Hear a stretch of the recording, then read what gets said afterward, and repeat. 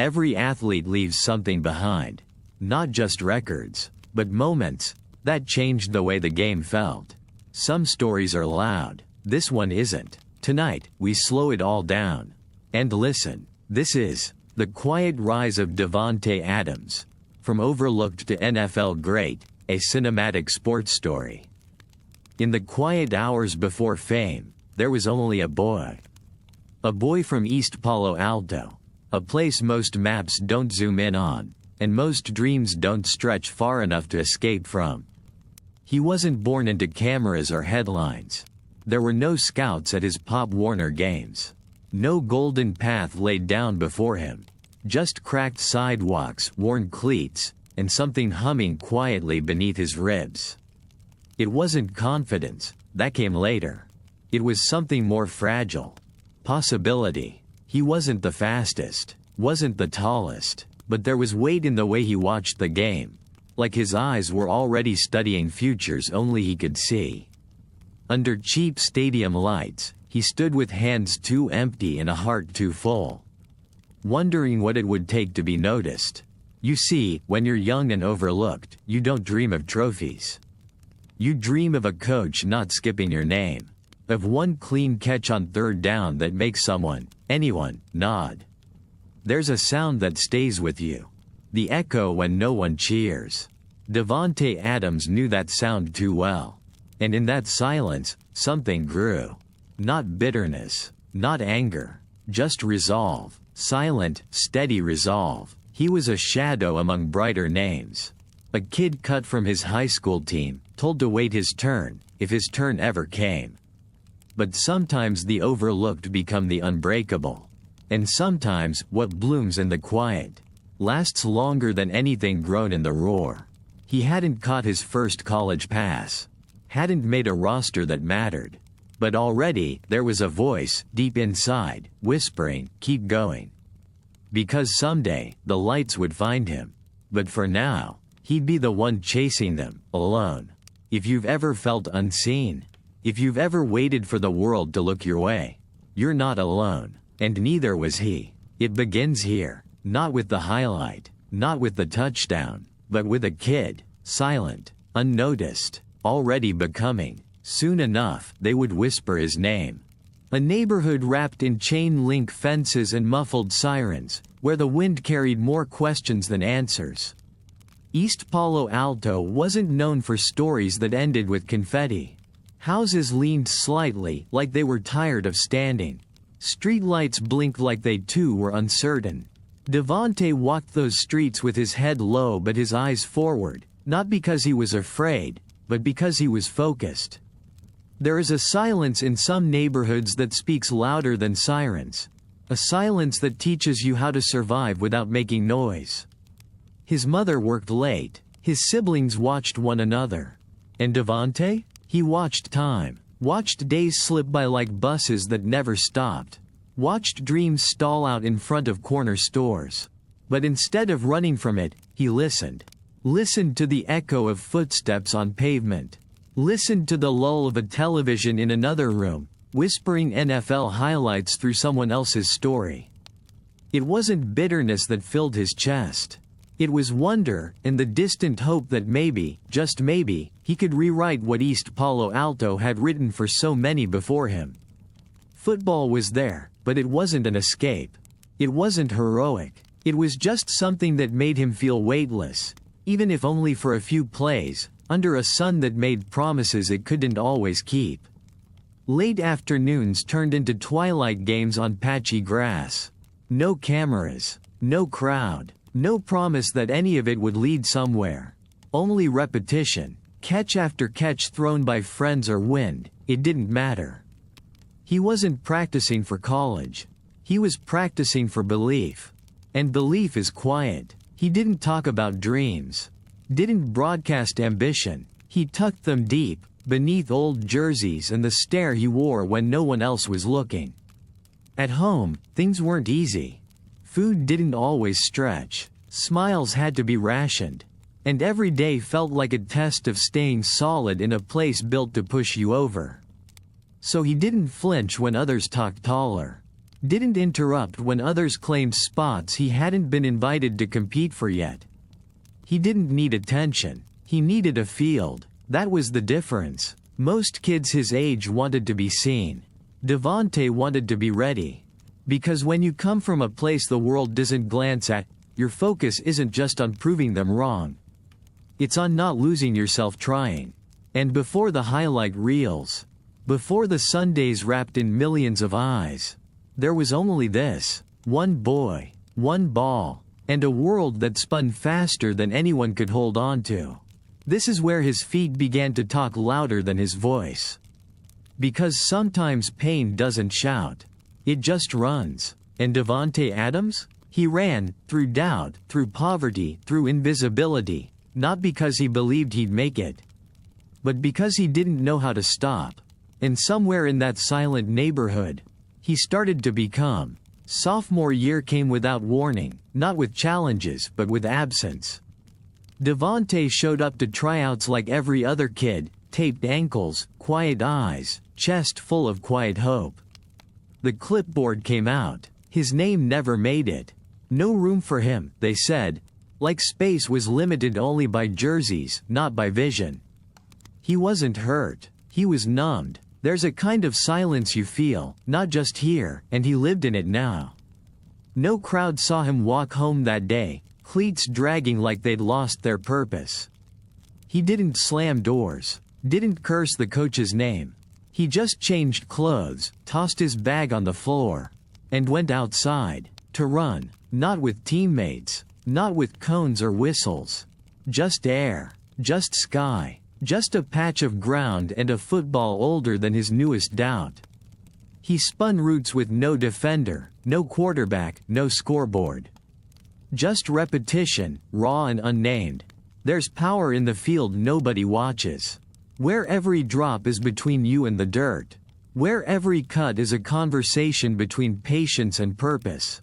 Somewhere, deep in the breath between plays that never counted, he began to sharpen, not with praise, not with lights, but with hunger. Because being benched doesn't mean the game forgets you. It just waits to see if you forget yourself. While others wore jerseys with names stitched bold across their shoulders, Davante wore silence like armor. Time passed. Fall turned its leaves. The season moved ahead without him. But every day after class, same hill, same field. Run, cut, catch, repeat, while stats piled up for others. He built something you couldn't count. Grit. And on silent weekends when nobody picked him for backyard matchups, he practiced alone, shadow versus shadow, ghost versus ghost. He didn't picture trophies. He pictured that moment, someday, when a ball would reach him on 3rd and long, and he'd already know how it would feel to catch it. Because he'd done it 1,000 quiet times. We think legends live in the light. But truth? Sometimes they start on benches. Cut from the tape, unwritten on the roster, unseen on purpose. But greatness doesn't always knock. Sometimes it waits quietly, watches who stays. And Davante? He stayed. Stayed running. Stayed believing. Stayed becoming. Not loud. Not bitter. Just sure. Of nothing, except that when the game called again, he'd be ready. And the game? It never forgets who keeps showing up. Palo Alto nights didn't glitter. They flickered. Dim street lamps buzzing like tired thoughts, parks half-lit by faith, and quiet roads where dreams walked slower. Davante was older now, taller, stronger, still quiet. Palo Alto High became his new ground, not a fresh start, just a deeper chapter. He moved between classes with the same low hum, head down, eyes forward. A teenager wrapped in muscle and modesty. Basketball gave him airtime, a soft touch at the rim, quick feet on hardwood. For a while, the court loved him back. But beneath the gym lights, football kept whispering. Its voice didn't yell. It tugged, reminded. It waited just long enough for him to remember what it felt like, to catch something thrown with trust. He returned, not with fanfare, just permission. Back on the field, everything felt slower, but in the best way. When Davante ran routes, it wasn't speed that stood out. It was shape, intention, precision. Each movement had an echo, like his body remembered things most hadn't even learned yet. The quarterback looked his way because the routes just worked. Simple curls, clean drags, slants that felt like truth. He didn't dance at the line, didn't waste steps. He just moved in a way that made space unfold. And slowly, coaches began to look twice. Not because of his mouth, that stayed closed, but because of his feet. There were no offers yet. No headlines. Just film clips passed between coaches with furrowed brows and quiet nods. Still, he didn't chase glory. He chased improvement. Each evening, beneath sky brushed in orange and worry, he replayed mistakes in his head. Refined steps. Tuned his hands. Let failure sculpt him. Football wasn't just a game, it was a mirror. And the more he played, the more he saw who he was becoming. He began to carry himself differently. Not cocky, just composed. He knew what it felt like to be invisible. Now he was being seen, not for flash, but for form. He wasn't being recruited, not yet, but something in the air had shifted. He could feel it. Teammates trusted him, coaches trusted him, and silently, he began to trust himself.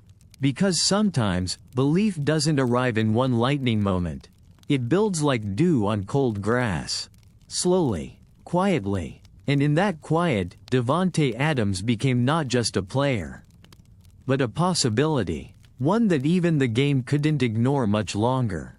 No stars. No banners. No feature write-ups or whispered rumors on forums.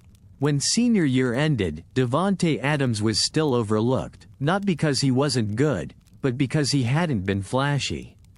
He didn't boast, didn't demand the ball. He just ran crisp routes, caught what came, won the little moments, the kind scouts rarely watch for. While others celebrated scholarship offers, rode limos to signing day ceremonies, Davante waited quietly for a phone that barely rang. Somewhere between the workouts and waiting, reality set in. The system hadn't noticed, and he couldn't make it notice.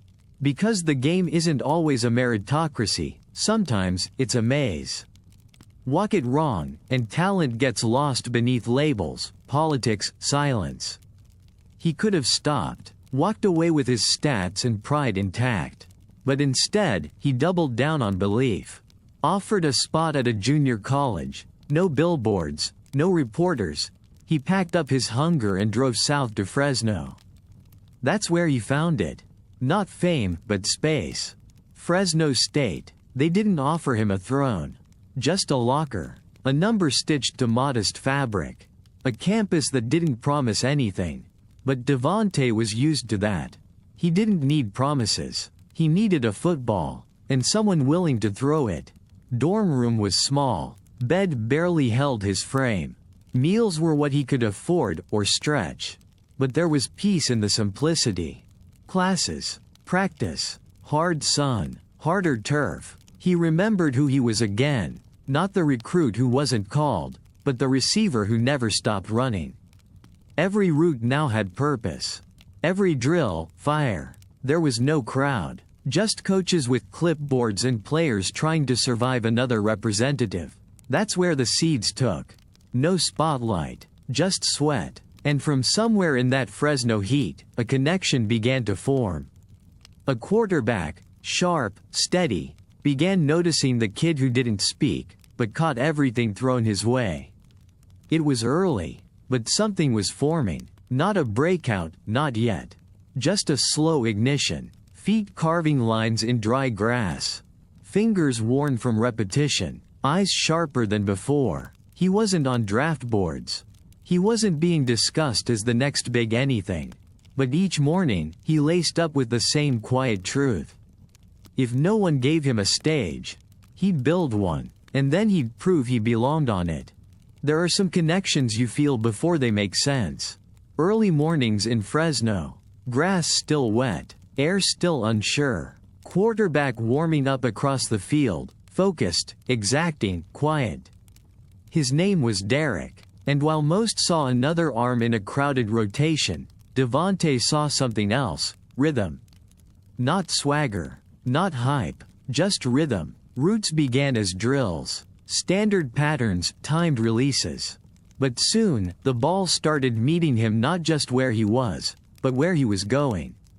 It happened once, then again, then it didn't stop. These weren't just reps, they were conversations. Because some quarterbacks throw, but the good ones listen.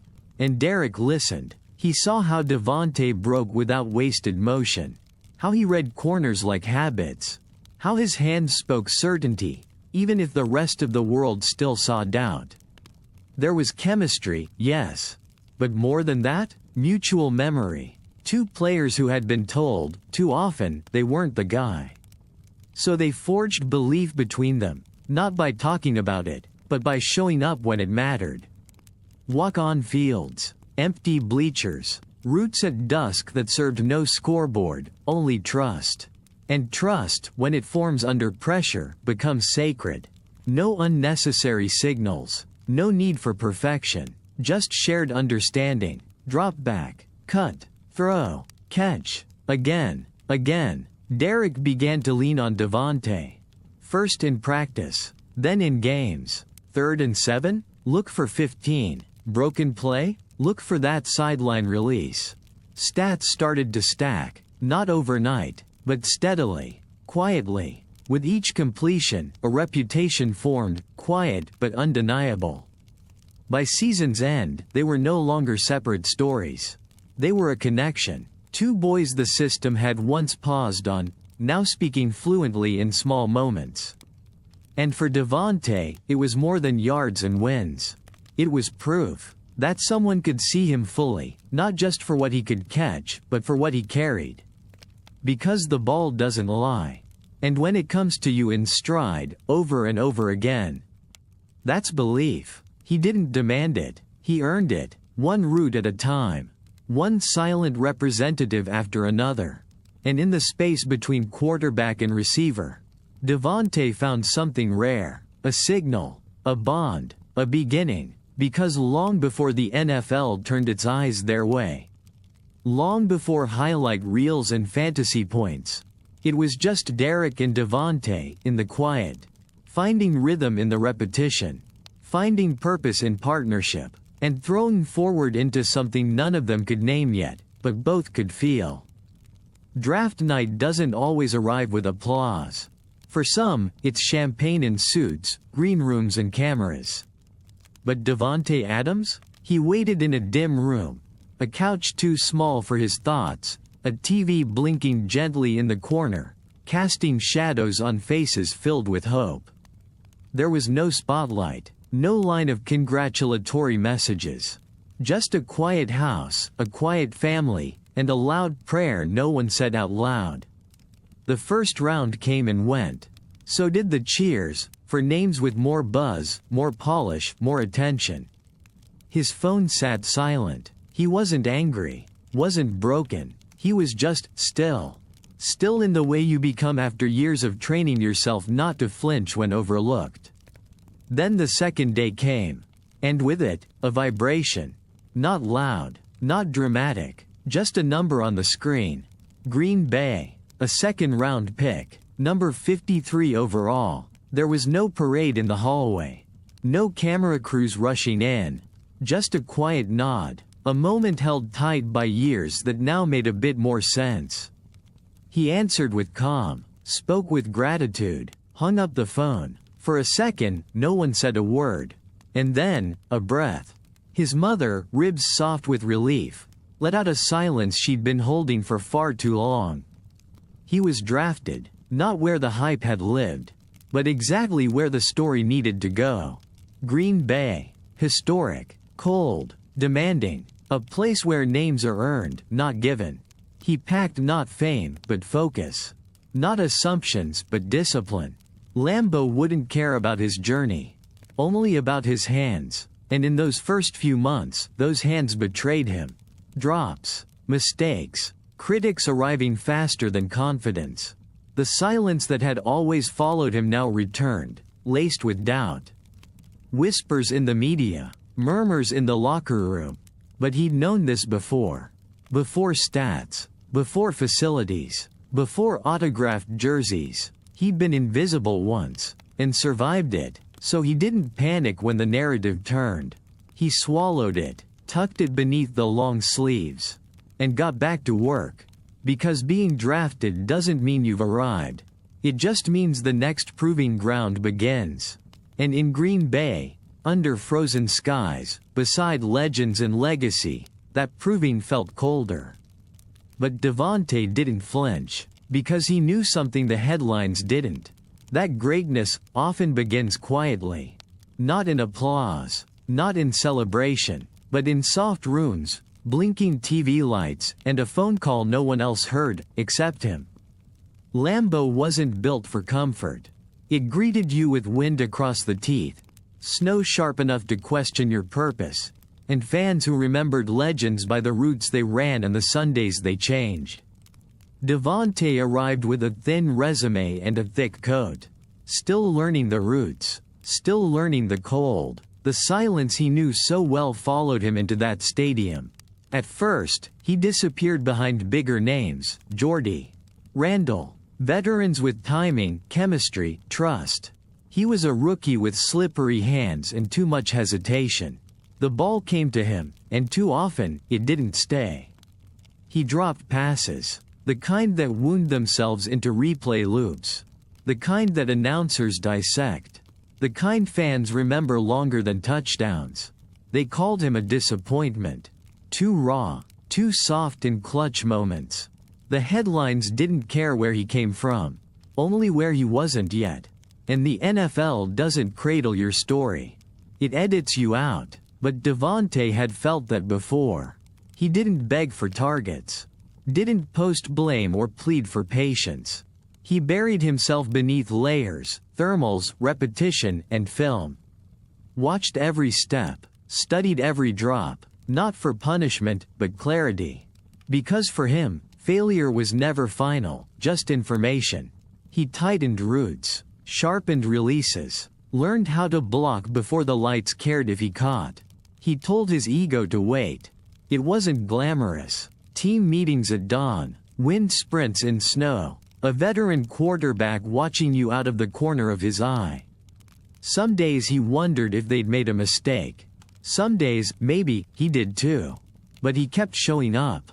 To weights, to walkthroughs, to freezing reps that stung your lungs after the second cut. No press followed him to practice. No fans wore his jersey yet. But Davante knew cold. Not just the weather, but the kind that settles in the quiet spaces between who you are and who they think you'll never be. And like always, he stayed.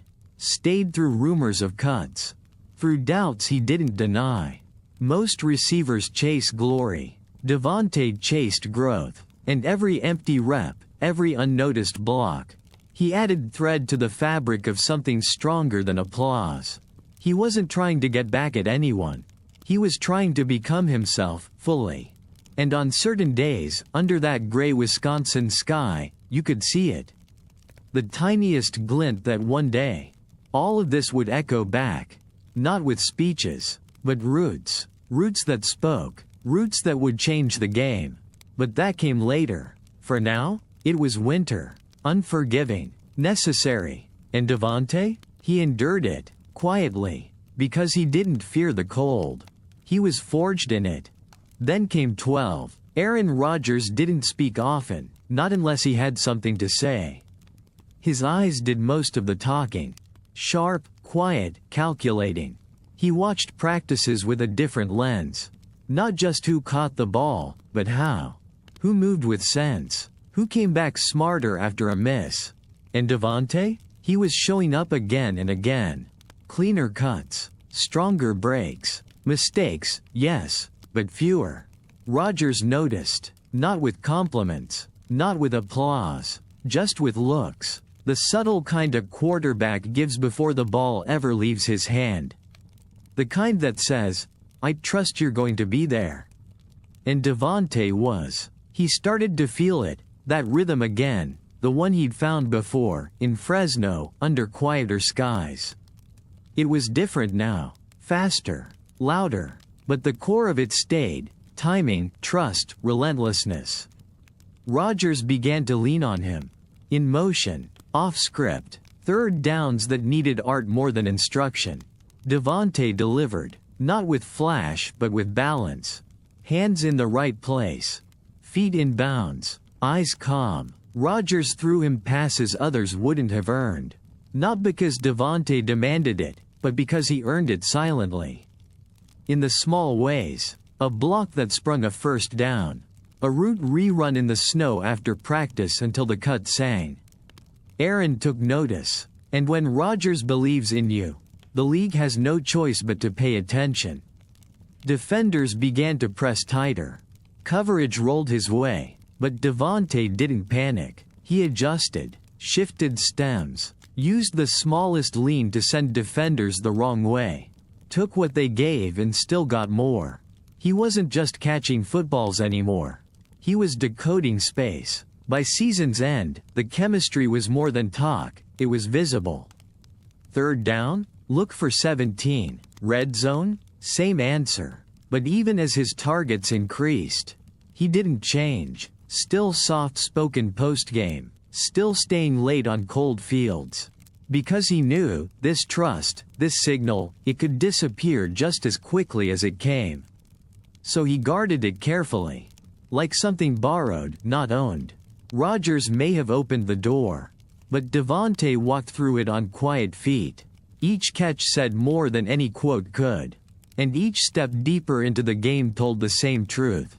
He belonged, not beneath Rodgers, beside him, as a partner, as a peer, and soon, as a name the league could no longer speak lightly. His roots didn't just move defenders. They moved air. They moved silence. There was structure in his ankles. Poetry in his pivots. Each cut served not just to shake coverage, but to tell a story. He didn't sprint. He sculpted. Defensive backs came prepared with tape, with schemes, with swagger. But by the second step, most were lost, floating half a second behind a rhythm only he could hear. Because Davante didn't just run routes. He painted them. A slant wasn't a slant. It was a suggestion, a bait. The out route wasn't to the sideline. It was to the future, a place only he and the quarterback could access. Footwork that looked effortless but carried years beneath it. Drills in the dusk. Practice fields ignored by headlines. Thousands of hours for one cut in a Sunday moment. He disguised speed beneath patience. Made corners settle into comfort, then stole it. Pressed inside, drifted out. Angled his hips like punctuation marks. Curved intentions dressed like chaos. And when the ball came, it didn't just arrive, it landed, like punctuation at the end of a sentence only he and his quarterback co-wrote. You could almost hear the commas in his roots, the pauses before the exclamation. Coaches around the league started calling him something strange. A route artist, not flashy, not loud, but haunting in precision. And that was the genius of it. You couldn't teach what he had, because what he did wasn't about technique alone. It was about feel, about the heartbeat of a defense and the fraction it skipped when faced with his timing. And when he stood on the line, body low, eyes calm. Defenses knew. They weren't just covering a receiver. They were chasing a ghost. One that disappeared not with speed, but with suggestion. Because Davante played in layers. And by the time your feet caught up to one layer, he was already somewhere else.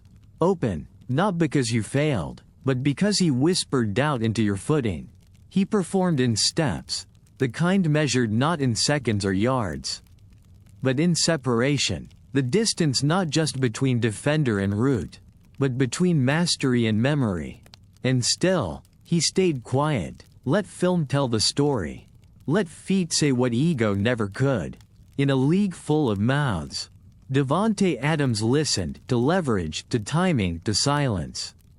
And in that silence, he rewrote what a route could be. A toe. That's all it took. Not a break. Not a tear. Just turf turning under a single step. a twist sharp enough to bench him, but quiet enough to keep out of headlines that loved louder injuries. They called it turf toe. He called it something else: distance. From the game, from rhythm, from the only version of himself he fully trusted. The foot didn't just fail him. It paused him, and in that stillness, the silence he'd outgrown came back. They played without him. They won some, lost others, but they moved on. And for Davante, watching was the real pain. The tape didn't lie. Someone else ran his routes, someone else filled the stats. And in meetings, he sat, took notes like a rookie, nodded while others prepared for Sundays he wouldn't play in. There's a helplessness in rehab. Reps reduced to slow walks. Swelling measured more than progress. You become a spectator, even to your own recovery. Routine replaced adrenaline. Band work, resistance, patience. Trainers told him to trust the process. But they didn't feel what he felt. That ache of not contributing. The quiet guilt of healing while others carry the load. He'd been the weapon. Now, he was a caution. And in that purgatory, a question started whispering. Had he already peaked? Was that stretch of dominance just a window? Opened briefly, now closed? Doubt has a voice. Familiar. Subtle. It doesn't yell. It echoes. But Davante knew echoes. He'd lived in them before. And he remembered how to answer. So he got up, not in triumph but in silence. Returned to patterns, relearning balance, trusting cuts, finding the edge without falling over it. He didn't share updates, didn't post workouts, just built quietly. Each week, the snow thawed a bit. Each step became cleaner, sharper. And one morning, in a slow drill on an empty field, he cut, and it didn't hurt. The trainers smiled. Davante didn't. He wasn't back yet, but he could see the trail. And when the return came, when his name reappeared in the lineup, he didn't chase past numbers. He just played, hands confident, feet soft and violent all at once. And something was different, not just stronger, clearer. He didn't force moments. He invited them. Defenders pressed. He let them, then left them. And the league, so quick to overlook, so eager to replace, started whispering again, not with doubt, with respect, because what walked back onto that field wasn't a comeback. It was a continuation, a reminder. That pain doesn't just strip you down. Sometimes, it refines you. The stats came, not all at once. First, a quiet 100-yard gain that looked more like fluency than domination. Then another. Then a red zone catch that made the league rewind it 5 times. Then, numbers stacked. Double-digit touchdowns. Back-to-back 1,000-yard seasons. Routes so clean they looked illegal. And still, he wasn't loud. Didn't talk after big plays. Didn't demand cameras. He let the film do what voices couldn't. Analysts smiled. Underrated, they called him. Then, elite. Still, he didn't flinch. Awards came. First team All-Pro. Pro Bowls. Mentions in MVP conversations, not for his voice but for his precision. He heard admiration the same way he heard criticism, without leaning on it. Legacy wasn't something he chased. It was something he assembled, quietly, step by step. Teammates noticed. Coaches leaned into him. He was no longer just part of the game plan. He was the plan. Third down? Davante. Goal line? Davante. Momentum slipping? Get the ball to 17. Yet even as the league elevated his name, he remained grounded in the same place he had always been. Repetition. Not one-handed catches for show, but footwork drills until the turf grew tired of his cleats. Watching tape with highlighters. Writing down coverages. Catching passes after dark when most stars preferred sleep. Because for him, it was never about one season. It was about sustaining something sacred, consistency. That's what separated him. And slowly, quietly, the league could no longer pretend he wasn't the best. Quarterbacks begged for him in interviews. Defensive coordinators dreaded Mondays with his name on the whiteboard. He had become what every receiver dreams of becoming, not just dangerous, but inevitable. Not because he took more, but because he took less and delivered more. He wore the WR1 title lightly, the same way he wore pressure, like an old jacket. Because pressure was never new. He'd felt it in high school tryouts, college dorms, empty stadiums. The only thing that changed now? People finally watched, but he didn't need their eyes. He needed the ball, the line of scrimmage, one good release. That was enough. Legacy was being written, and he didn't need to hold the pen. He just kept running, kept separating, kept doing what had always mattered most. Getting open. Because for Davante Adams, greatness wasn't a campaign. It was coverage getting beat. Again, and walking back to the huddle without a word. Because the real proof was in the silence defenders left behind. Green Bay had become more than a team. It was a rhythm, a routine, a place where he had turned whispers into weight. Frozen winters, Sunday lights, the quiet nods from Aaron that said everything. But even comfort can start to feel like confinement. Something in him stirred, not loudly, not urgently. Just a slow, certain pull. It wasn't about money. Never had been. It wasn't resentment. It was longing, not for fame, for home. And home wasn't just East Palo Alto anymore. It was a memory, Fresno State, empty practice fields, a bond. Derek Carr. The friend who had trusted him before the world did. The quarterback who knew his timing before he even did. The Raiders called, not just with a number, but with a name. Davante felt it, a deep chord, old song, unfinished verse. He thought it over. Not the stats, not the banners, the connection. He'd been great in Green Bay. But greatness, when repeated too long in one place, can start to feel quiet inside. Aaron's future had become blurry. The silence between their lockers had grown longer. Davante didn't point fingers. Never would. There was love in the farewell. Respect heavy as gear. But he needed truth. And truth was in Las Vegas. A reunion written in roots instead of words. The decision wasn't flashy. No press tour. No grand monologue. Just a thank you. To a city that shaped him. To a team that let him grow. To a quarterback that trusted him enough to let go. He packed quietly, like he always had, shouldered the weight of expectation like luggage he'd carried too many times to drop now. And when he stepped into the desert heat, he wasn't a transfer, he was a returner, to something that had started long before the league cared who he was. Not a beginning, not an end, just a continuation. Built on trust, bound by timing, and steeped in the kind of belief that never really had a zip code. New team, new jersey, same silence before the snap. Las Vegas didn't feel like a revelation. It felt like a test. Bright lights, louder things. But Davante wasn't here for the shimmer. He was here for the signal that once stitched his story together. Carr, same cadence. Same shorthand, but everything else? Different. This wasn't a college field anymore. This was expectation layered with money, headlines, and a fanbase carved in history and heartbreak.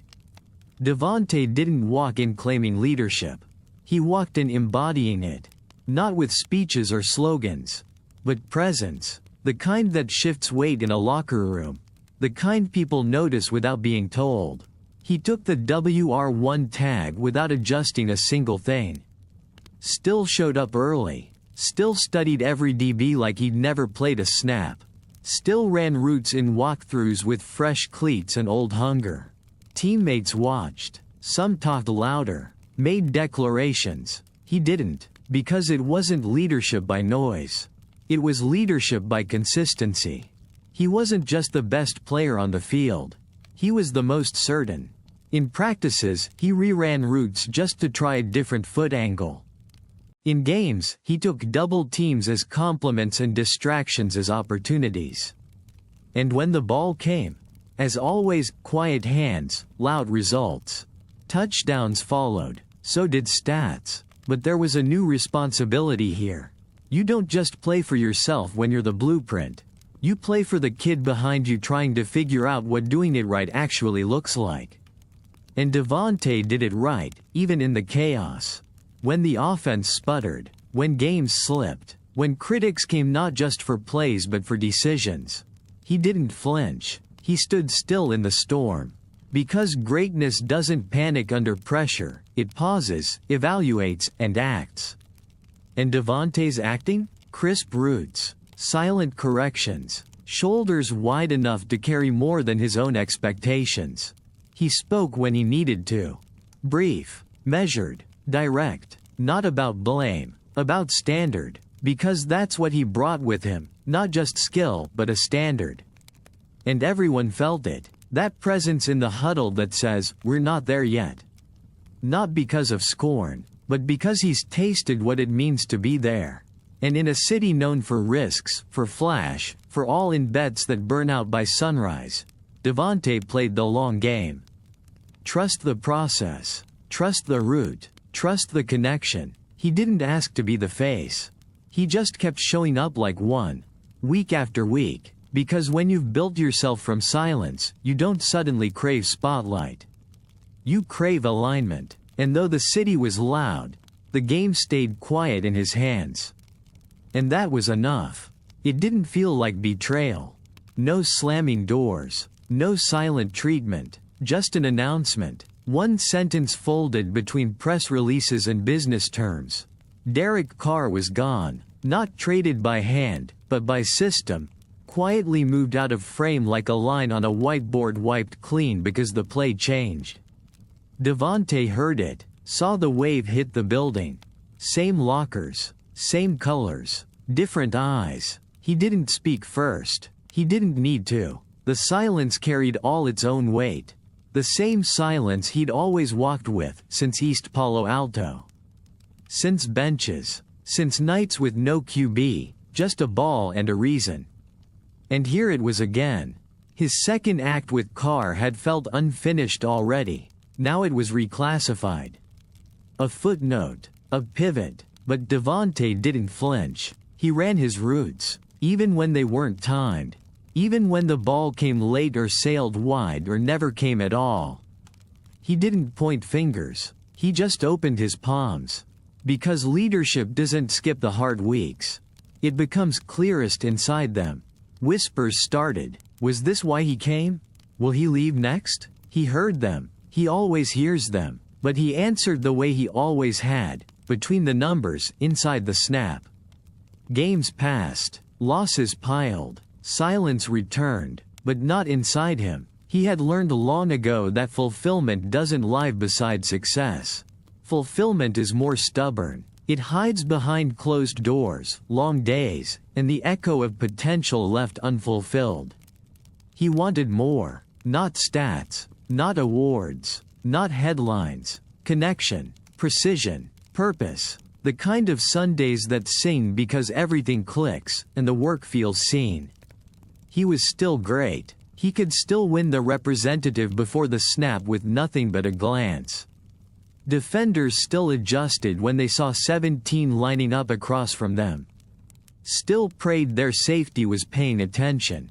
But even after the game changed, after the QB switched, after the rhythm cracked, he kept playing in tempo. Because Davante wasn't built for comfort. He was built for continuity. Built for becoming something that doesn't fall when the plan does. He played for the ones watching.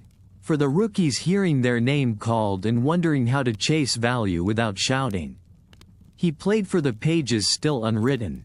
Because he knew something most don't. You don't choose the chapters. You only choose if you'll stay inside them when they stop making perfect sense. So he stayed, lined up, released on cue, caught slants in traffic like truth was still rooting for him. And every Sunday, he reminded everyone. He didn't come here just to remember the past. He came to build something new. Even if he had to build it alone. To be great is to be alone. Not always, not at first. But eventually. Greatness creates distance, not out of arrogance, but inevitability. And Davante Adams had crossed that invisible line. He had everything. Numbers, respect, a locker room that listened when he moved, not when he spoke. Endorsements came. Fans wore his jersey. Defenses circled his name. But on quiet nights after games, no matter the score, no matter the stat line, something lingered. Not regret, not doubt, just space. Space between the life he was living and the connection he'd hoped to maintain within it. Because being elite changes things. Conversations shift. Friendships update. Not out of malice, but because people begin to see what you do, more than who you are. And it's lonely, that difference. You get labeled, branded, WR1, face of the franchise, the guy. But when the lights go off, and the heat lamps buzz faintly overhead, you sit in the corner of the locker room, and wonder who to call that would just talk without mentioning yards after the catch. He missed that. The game had given him everything he earned. But it had also taken quietly. Moments with family missed. Phone calls unanswered after road losses that required focus over feeling. Friends who didn't know how to ask how he was. Only asterisk how many. He still loved it. The roots still sang. The competition still mattered. But football, once his refuge, was now the reason so many other things had become hard to hold. He couldn't unknow what it felt like to be doubted. And he couldn't unknow this either. The weight of being seen through a stat sheet before being seen as a man. So he poured more into the work. Not to escape, but to center. He ran every route like it was a petition. See me, fully. Not just between whistles. Not just as 17. As Davante. The kid from East Palo Alto who never asked to be famous, just asked to matter. But in elite circles, mattering comes with a price. The higher you climb, the fewer people you pass on the ladder. And sometimes, you can't tell if that's because they fell off, or just never tried to follow. He didn't complain. He caught the ball, moved the chains, kept doing interviews with grace and patience. But he couldn't lie, not to himself. Greatness had found him, but fulfillment? That was still running routes. Still just barely out of reach. So he kept chasing. Not fame, not even the Super Bowl they used to ask him about. He chased something more personal. A kind of peace. The kind you feel when your purpose meets people, not just points. And he believed it was still possible. That in this game built on noise. There would one day be silence again. But not empty silence. A full one. The kind that lets you exhale and finally say, I gave it everything, and somehow, I didn't lose myself doing it. Seasons shifted, but some questions stayed the same. Was this the right place? Was this still his place? Davante lined up week after week, same discipline, same hands, same hunger. But something underneath the surface had started to flicker. Not failure, not regret, just fatigue. Not in his legs, they still broke ankles. Not in his lungs, they still held the wind. But in his spirit, when you've chased your dream for so long, sometimes it begins to outrun you. He looked around, new coaches, more changes, headlines reshuffled each week. He was surrounded by movement but felt still inside it. Like music playing one beat behind his step.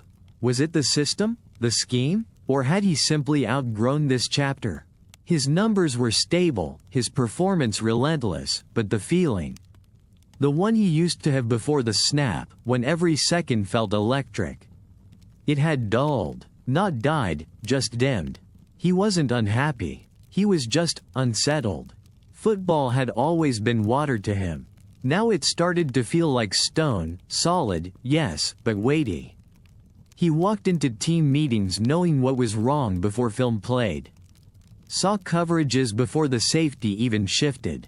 Read routes like old poems. The challenge had changed. It wasn't about proving he belonged. It was now. What does belonging mean when you've mastered the room? He coached without the title. Mentored without the mic. pushed teammates in ways they didn't always see but felt. And yet, after all that, he still walked off the field alone. Not lonely, just aware. Aware that success is louder in the eyes of others than it is in your own ears. He started asking different questions. Not, what do I still have to prove? But, what do I still have to give? Because greatness for him was never about accumulation.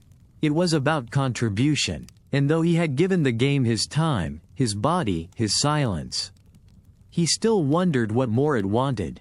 He could have demanded trades, made noise, grabbed headlines, but Davante never moved like most. He lingered, evaluated. He knew momentum was precious, but integrity was rarer. And he would not twist his identity just to find the next open door. So he stayed, not because it was perfect, but because unfinished work doesn't always mean failure. Sometimes, it's a pause. A deep breath before the next release from the line. He kept working, kept shaping young receivers, kept teaching routes that bent time, kept listening for that spark, the one that made the game feel like hope again. Because maybe, just maybe, the next chapter didn't require a new team. Maybe it just needed a new reason. Not to be seen, but to see clearly again. And as long as he had laces to tie, cleats to plant, and space to separate, Davante Adams would keep looking for it. Not a move, not a moment, but meaning. And when he found it, he'd run that route too. Precise, patient, complete. There's a point in every story where reflection meets resolve. Not the end, not yet, but the place where the questions grow clearer. Davante sat with them now, questions not of ambition, but of alignment. Am I where I'm meant to be? Or just where I've learned how to survive? He was older, but no slower. Wiser, but still hungry. The hill hadn't gone away. He had simply learned how to run it differently. The yards came, the praise, too, in waves. But accolades couldn't answer what the mirror kept bringing back. What now? Who am I without the chase? And what happens when the applause doesn't match the effort? He remembered what it was like when no one clapped, and oddly, that space had felt purer. Now the noise arrived whether he asked for it or not. Expectations arrived like shadows, uninvited, constant. He still led, still practiced without shortcuts, still shook defenders at the line like words off a page. But he wasn't chasing validation anymore. Just clarity. And clarity doesn't come through stats.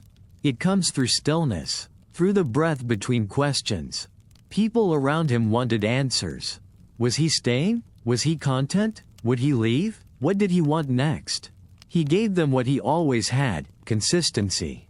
And silence filled with meaning. Because if he'd taught himself anything, it's that decisions aren't made in emotion. They're made in conviction. He thought about legacy, not as numbers, but as names. Whose lives did he change? Whose dreams did he validate just by existing where he wasn't supposed to? He wanted to leave something behind, something more permanent than points. Not just be a player, but a possibility. So he started pouring deeper into the next generation, taking time with rookies, breaking down film, explaining that the real craft of the game isn't just route running, it's patience. Pausing before the break, reading leverage, harnessing silence. He'd become a mentor by default. But he chose to become a mirror, showing others what they could be, if they listened close enough to the parts of the game that didn't make the highlight reel. And in doing that, something softened inside him. He didn't need to fight for recognition anymore. He'd already written his truth, step by step, cut by cut. Now came the part where he gave that truth away. Freely. He knew the final chapters would write themselves in time. Wherever they landed, in Vegas or beyond. It didn't scare him, because he had done what he said he would. Made belief tangible, turned silence into signal. And even if the world looked at him now as a finished product, he still saw a man becoming. Not finished, just faithful, to the work, to the timing, and to the next quiet call he'd be ready to answer. Somewhere deep into the season, time began to stretch. Not like it used to, a blur of practice, film, games, locker room, but wider, slower. Measured. Because when you've done everything once, and survived it, you begin to see the shape of things before they happen. Defenses rotate, media speculates, contracts expire, and still, Davante stood still inside it. Not passive, present. He wasn't chasing answers, just truth. And truth doesn't shout, it waits. More than a decade had taught him to listen for subtleties. The way a safety blinks before the snap. The way a rookie breathes different in the fourth quarter. The way his body speaks before he even asks it to. It also taught him when silence is more honest than noise. People asked about the future. Will you retire? Will you ask out? What else is left? He didn't flinch, didn't speculate. He smiled, the kind of smile that knows how short careers can feel, even when they've been long. Because that's the truth people don't tell you. The game doesn't warn you when it's almost over. It just starts whispering instead of roaring. So Davante listened. To the days when warm-ups felt different. To the nights when his body asked questions his mind wasn't ready to answer. And yet, he played. Because playing wasn't a habit. It was a prayer, still crisp at the line, still trusted on 3rd and 6, still the one defenders measured their season against. But deeper now, he no longer ran to prove he could. He ran to prove he still should. Purpose doesn't expire, it just evolves. He mentored because he believed belief had to be passed on, not just collected. And on Sundays, he still caught with intention. Still made defenders guess, pause, catch air. Still wore the same cleats laced with memory.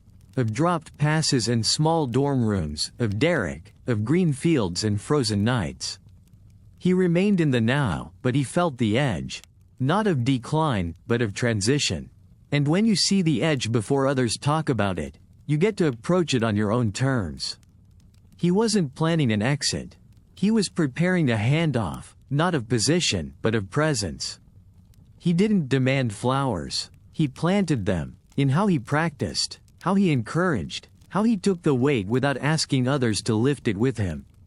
The best players fade from speed. The best people fade into legacy. And that's where Davante was living now, not fading from the game. Folding into its fabric, a route still running, a signal still being sent, a man still becoming. It doesn't end with a catch. Not with a stat line frozen in a graphic or a highlight echoing through social media one more time. It ends, if you can call it that, with something quieter. A man walking off the field, helmet in hand, steps unhurried, heart full, not from crowd noise, but from knowing he didn't waste the silence. Because Davante Adams was never just a wide receiver. He was a reminder that greatness doesn't always scream. It waits, works, whispers. Now, when young players step onto the field and line up on the outside, they study his film like scripture. They mimic the stem, they pause at the top of the route. They count their steps in time with his ghosts. But they weren't there for the benches. The days he trained alone. The games that passed him by. They see the artistry, not always the ache. And that's okay, because his gift was never just in the route, it was in what it meant. To endure, to evolve, to never let the game define the worth of the player. He will leave the field someday, maybe soon, maybe not. No farewell tour, no drama, just a quiet nod to the place that raised him, broke him, built him again. East Palo Alto still echoes in his steps. Fresno still sharpens his silence. Green Bay still runs in his veins. Vegas still tests his patience. But Davante Adams remains one thing in every city, present. He didn't chase legacy. He lived one, line by line, step by step, without fanfare, but with fire. And now, he's not waiting to be remembered. Because he already was. By a teammate who finally figured out the pivot because of his advice. By a kid in cleats too big, watching highlights on loop after school. By a generation that doesn't just want to be fast. They want to be precise. They want to move the way he did. Like the silence had taught them something worth listening to. There are no parades here. No final bow. Just a man, shaped in stillness, walking slowly off a field. And into whatever comes next. He won't raise his hand to wave.